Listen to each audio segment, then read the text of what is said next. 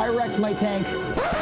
First off, no you didn't. The good news is hair algae is one of the easiest algae to deal with, and even if it gets crazy out of control, it is completely manageable. So before you throw your hands in the air and give up, let me give you the tools that you're missing to fight back against that unsightly but honestly mostly harmless algae. But before we get started, what exactly is hair algae? Green hair algae, or GHA for short, is a super common filamentous algae that shows up in our reef tanks. It is a soft, bright to dark green, and it grows in tufts or carpets of fine strands on surfaces including rocks, sand, equipment, and sometimes even coral skeletons. It gets the name hair algae because, well, it literally looks like little patches of fuzzy green hair waving and blowing elegantly in the flow. There are actually a number of species that can fall under the umbrella of GHA, but the most common are likely Derbesia species. But don't worry, we're not going to overcomplicate it. If it looks green and hairy in your tank, we're going to call it hair algae. With one exception. Let's make sure we're not confusing green hair algae with Bryopsis, because while they might look similar at first glance, they are definitely not the same beast. GHA tends to be soft, stringy, and wavy like little tufts of green angel hair pasta that sway in the current. Bryopsis, on the other hand, has more of a feathery, fern-like structure and is often stiffer to the touch. It also tends to grow more vertically and anchor itself stubbornly to surfaces. If you're thinking, wow, that sounds like more of a pain in the butt, you're absolutely right, it is. But don't worry, we've actually got a video dedicated to beating back that dastardly Bryopsis, so if that happens to be your reef aquarium's particular flavor of grief, make sure to check out that video when you're done watching this one. So where does green hair algae come from? Like most pests that we end up with in our reef tanks, it got there because you put it there. And I know you did not mean to put it there on purpose, or if you did see it and just put it there anyway, maybe you didn't know what you were doing, didn't know what it was, didn't know it was going to turn into a problem, didn't know, you didn't know, you didn't know, you didn't know. So the fact remains, it's not your fault. Even though it's kind of your fault. But it's not, but it is. I digress! For example, any time that you add live rock, live sand, a new coral, or even new snails, you could be adding algae like GHA to your tank. So how do you make sure that new additions don't accidentally sneak in unwanted algae at the same time? Well, if your reef is newly set up with live rock or live sand, you can keep the lights off while cycling the tank to prevent unwanted algae from growing while there could be excess nutrients in the system. When adding new corals, you can remove those corals from their plugs or bases onto new ones that are algae-free. If you can't remove them, you can dip the bases into or even brush on some hydrogen peroxide and let it sit for a few minutes, which will kill off that algae. You can also make sure to add a good cleanup crew of herbivorous inverts to your reef before you start adding corals, or now if you haven't already. Just don't overdo it. Too many snails and urchins is a recipe for disaster.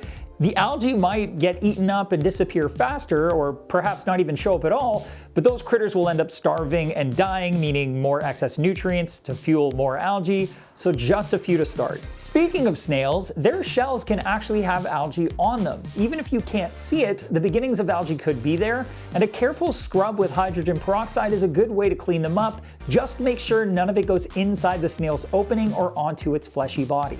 And adding utilitarian fish, especially herbivorous fish like rabbitfish and tangs, can also help prevent algae from getting out of control. But even if you try your hardest to keep it out, there is still a really good chance you're going to get green hair algae in your system. And honestly, it's really not that big of a deal. Why, you might ask? Well, because the only way that green hair algae is going to take over and dominate is if you let it. It is truly one of the easiest algae to get rid of. Now, that isn't to say that you should ignore it. Even a tiny tuft of it will absolutely turn into piles of it everywhere if you leave it unchecked. Which is why I assume you're here. So let's talk about how you can beat back a hair algae outbreak. There are essentially 3 steps to annihilating hair algae. Step 1, natural predators. Step 2, physical removal. And step 3, filtration and nutrient control. A well-rounded cleanup crew of natural hair algae predators is often all you need to make sure green hair algae never gets out of hand, and they are also a key ingredient to beating back the hair algae outbreak you've got on your hands currently. So, what are good options for natural predators? Thankfully, green hair algae is quite palatable to most algivores, which means there are lots of options because most of the herbivorous fish and inverts will eat green hair algae. In general, it's a great idea to have a mix of fish like tangs, blennies, and rabbitfish that are known to graze on algae in your reef tank. Of those fish, zebra soma tangs, fox-faced rabbitfish, and lawnmower or starry blennies are fantastic options that not only feast on many algae varieties, but also make wonderful inhabitants for most reefs. They not only put in the work, but they're interesting and attractive as well. When it comes to invertebrates, a mix of snails including Mexican turbos, black-banded trochus, astrias, money cowries, and tropical abalones are my go-to for most algae, including hair algae. Urchins like Halloween and tuxedos are also a great choice for a wide variety of hair and turf algae as well, and a staple part of any cleanup crew. If your tank is newer, especially if you started with dry rock and sand, adding a mix of live copepods like ecopods from Algae Barn is a really great way to make sure any early signs or leftover bits of algae are dealt with, since they'll munch away on the microscopic stages of algae before they get a chance to regrow and spread. It's worth mentioning that the longer and wispier your hair algae gets, the harder it's going to be for your cleanup crew to take care of it, in which case, you get to play the predator and hit him with step number 2, physical removal. Really, anytime you have a ton of this stuff, it's always a great idea to remove as much of it yourself as possible. The best tactic for physical removal is the pinch and siphon technique. Use a siphon to drain water from the tank, then use your thumb against the hose to pinch off tufts of algae which then get immediately sucked out of the tank. This works well because the algae is removed directly and you don't risk it spreading around, which brings me to an important point: do not scrub it off the rocks. This can cause the algae to spread around faster, as bits of the algae are often all that's required to start a new patch of algae growth. And the last thing you want is it popping up in new places it wasn't growing before. While a good group of algivores and getting your hands dirty yourself is often enough, another really great way to keep the algae from fighting back is to make sure that it doesn't have unbridled access to the nutrients it requires for rapid growth. Which brings us to step number 3, nutrient control. Like any algae, elevated levels of nutrients like phosphate and nitrate can fuel the growth and spread of hair algae. So testing for phosphate and nitrate and making sure they're within a reasonable range is a great way to slow it down.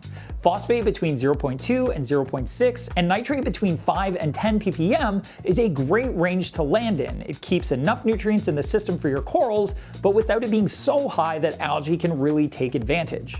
If your nutrients are too high, you can do water changes to bring them down. Or if you find that they consistently come back up even after water changes, you can improve your filtration by adding a refugium, algae turf scrubber, or macroalgae reactor that'll help take up that excess nutrients. Fleece rollers are also a fantastic form of filtration for removing waste, including uneaten foods that go down the overflow before it ever gets a chance to break down into nitrate and phosphate in the water, which is an easy and reliable way to control nutrients mechanically.